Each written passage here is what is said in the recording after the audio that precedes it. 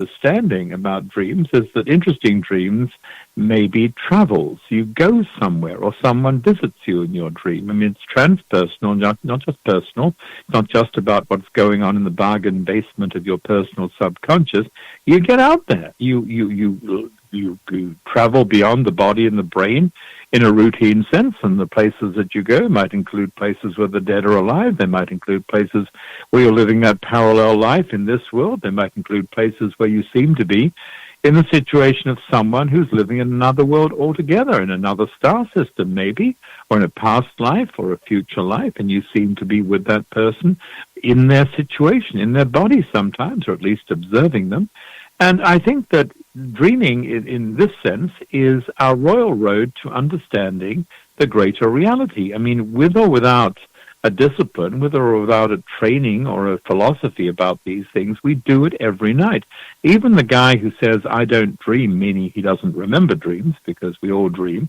You know, the sleep labs and neuroscience tells us that in sleep, we all dream, whether we think we do or not. Even the guy who says, I don't dream, is having experiences of this kind every night, and they might be affecting him even if he doesn't know it. I mean, if you are going in the night, in your dreams, into another reality where you're doing things somewhat differently, well, maybe that will have some carryover effect, some hangover, good or bad, on your present life. I mean, the thing is, I'm convinced we live in a multidimensional reality, that we are, in fact, multidimensional beings. Most of us are only dimly aware of what that might mean for our lives, but dreaming is one of the ways to connect with this deeper logic and this larger identity that we have. It's one of the ways of looking at how we might be in different frames of reference, in different orders of reality. And as you become more conscious of this, you know, your life is going to get a lot more interesting.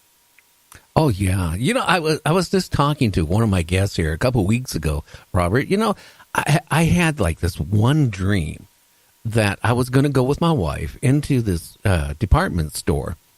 And it was a scene where we bought something, it didn't go right.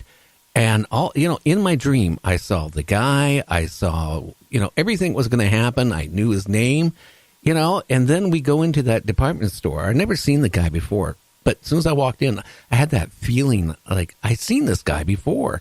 And everything in that dream, seriously, played out just like clockwork, right? What happened. And it was really shocking. And sometimes I've wondered, did I see the future, or was it a parallel, me from it happening in another universe? I don't know. It was rather, strange. Well, you've just identified one of the great gifts of dreaming, Gary, and thank you for doing that. I mean, we see the future all the time. I'll give you a conservative mainstream comment on this. I actually think that we dream everything before it happens in physical reality. I mean, crazy. Well, even the most prolific dreamer will only remember bits and pieces or mix up what's going on in a lot of those recollections. But I think that one of the things that goes on in consciousness, which is really liberated in sleep dreams where we're not in our own way, where the skeptic doesn't get in the way, is that we go ahead of ourselves. We scout out what lies ahead. We rehearse the future. We check out challenges and opportunities that lie ahead on the road of life. And when you have a revelation, a personal revelation of the kind you just described, when you see something going off a bit in a department store or whatever before it happens, then you have personal evidence, personal data, which is scientific in terms of the field that we're discussing, scientific data, personal evidence, that you have precognition, knowledge of the future in your dreams. You see things that you don't otherwise know about. And then you wonder why that is. Well, is it because in a parallel life you got there ahead of yourself, or is it because in the dream, your dream self got there ahead of yourself? And how do you explain that? Well, I think the simple way to explain it is simply to say that consciousness is never confined to linear time or to the body and the brain, except by our, false beliefs. We do travel ahead of ourselves. And once you wake up, as you did, the fact that you can see something ahead of time, then you can start thinking about something that is even more interesting, Gary, and it's this. If we can see a future incident or a future event as it will play out ahead of time, then maybe if we don't like that future event or future incident, we can bring information from the dream and recollect it and apply it and make better choices so we avoid something that we don't want to encounter in the future. And alternatively, if we see something delicious and exciting of the possible future in a dream, then maybe we can take action to move towards that desirable future and make it happen. That might require physical action. So I'm talking about something that goes beyond precognition. I think precognition, in other words, seeing the future ahead of time in ways you cannot ordinarily account for, I think that goes on in a lot of dreams. I think actually the fact that we can see the future in dreams or in moments of intuition, of course, is part of our survival kit in life.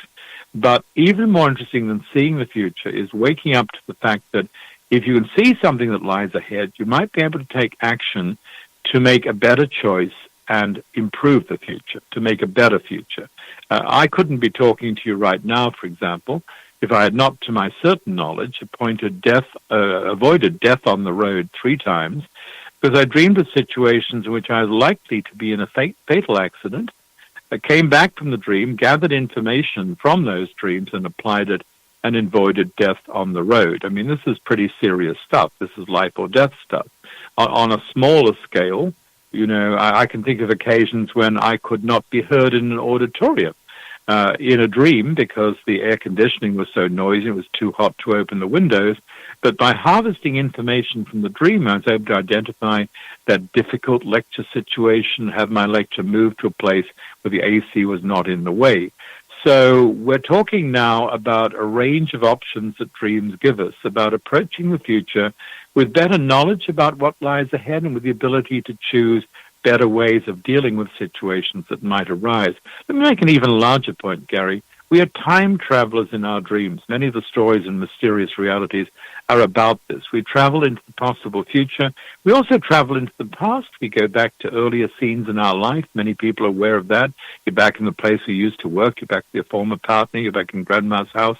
People know that kind of thing. That can be very interesting. That can put you in touch with a younger self. And even you can maybe talk to that younger self across time.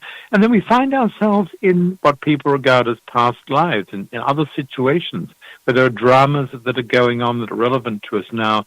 And of course, as we were discussing earlier, you also find yourself traveling in time in a different sense. You find yourself traveling in time horizontally, so to speak, onto those parallel event tracks that you're not living right now because in those other life situations you made a different choice. And knowledge of what's going on there can be extremely exciting and useful in your present path of life. Well, one thing that really happened to me on a dream, now we're going back to like about 1988. I had a dream that I told my wife I wanted to go out and buy a new van, and I'm going to go buy it tomorrow. That night, seriously, Robert, I had a dream that I went out and bought the van. I procrastinated putting insurance on it, which was a dumb thing. And this is in my dream. And then I had a dream that the road I was going to come back home on, which I normally don't even travel on, I was going to get in a major accident, and the van was going to be totaled. Okay, well, the next day I go to the dealership, I buy the van, I'm really excited. The guy goes, well, you want to put insurance on it now? And I said, well, I'll call as soon as I get home because all my paperwork for the insurance company's at home. So, I decided to go the back way home. And I'm driving and I'm paying attention because I'm really excited about my new van. A car swerves into my lane, probably doing about 50 some miles an hour, according to the Washington State Patrol, hit me head on. And everything I had in that dream the night before, I had the dream like my seat was ripped off. I was floating in space and all that stuff. It was really weird. It all came about. I mean, right down to the truck van being totaled, the seat getting tore off, time standing still, basically, as I was flying from the front of the van as it was collapsing to the very back of the van. It was one of the most pronounced dreams and scariest dreams I've ever had in my entire life. Thank you for sharing it so vividly, Gary. And you're making the point very strongly, the educational point, the teaching point. that we can see the future ahead of time in our dreams. We can see it in intuition also, but in dreams we have the advantage sometimes that our left brain inhibitions are left behind and we just see it with clarity. And then the further thought arises, okay, if we can see the dream, in the dream, an event with this specificity, with this vividness, what exactly happens in the accident with the van, then can we move on to using the information to avoid the incident that we have seen in the dream? I mean, I think seeing something of the future with the clarity and vividness you've just described is a wake-up call. I mean, for me, recognizing that we have this ability to see something that is going to happen, which we can't otherwise know about, leads to the thought, okay, if I can see the future, can I change it? I'd put it this way to make a larger point. You know, if you don't know where you're going, you're probably going to end up where you're headed, good or bad, right? If you can see where you're going in the way that you just described with the accident, the van, maybe you can make a choice. Maybe you can figure out how to avoid that date with the accident on the road. I think this is so. Let me give you a personal example. I dreamed some years ago that I was driving east on a road I know, and ahead comes a fork in the road, and across the fork is a service station with a convenience store, which I know. And it's very routine in the dream. I'm not aware I'm dreaming. It's just as if I'm driving east on that road in my car in my regular way. Suddenly, everything comes to a stop in the dream. And I look up, and the skies become very strange. The skies become a sort of yellow sky. There's a big cloud that looks like a purple bruise in the yellow sky. And suddenly I am catapulted into some strange, surreal scenes. It goes black and white. And it becomes vividly colorful, very surreal stuff going on. And I've become lucid in the dream.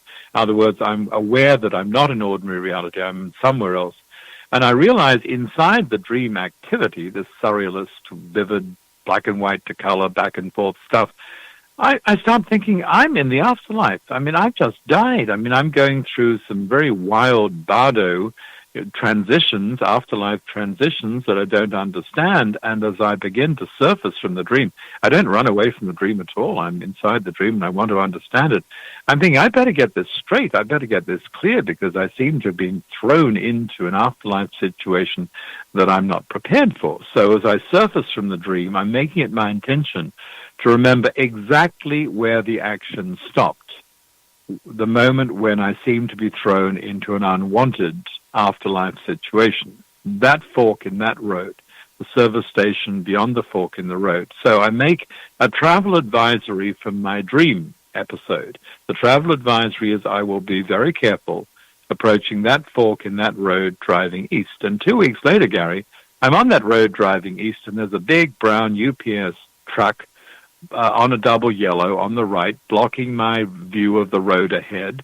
And normally I just pull out past it the way any motorist would do, but because I remember this is where things stopped in the dream, I slow almost to a halt.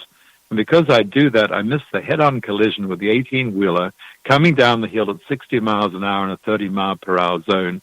So I credit that dream and my ability to harvest a bit of information from that dream and act on it with avoiding a date with death on the road that day. I mean, that's a slightly grimmer scenario than some we could talk about, but I really do believe that if you're open to it, your dreams are a kind of personal radar that shows you things that might come up in life, and if you learn to do more with it, you can make much better choices. Oh yeah, I wish I would have acted on my dream and just went home the normal way. I mean, even when I was driving that road, I kind of thought about my dream and that, and then that everything just played out and there was no way I could stop it. And that was a scary thing. Now, I got one other thing. I'm going to ask you a question, Robert. My father had dementia. He had Alzheimer's, and he was in a nursing home for almost 2 years. In the last year, he was pretty much brain dead, according to the doctors. The year before that, he didn't even know who I was. And all of a sudden, I get a phone call from the doctors that they said, come down to the nursing home. Your father is sitting up and talking to the nurses. And I had to drive about 60 miles to the nursing home. I get there, and my father is totally coherent. I mean, this is somebody who has Alzheimer's and dementia, and basically, according to the doctors, not much of a brain, functioning. And all of a sudden, he's telling me that, he was asking me, if I still had the same business. And we talked for about 10 minutes. He was like totally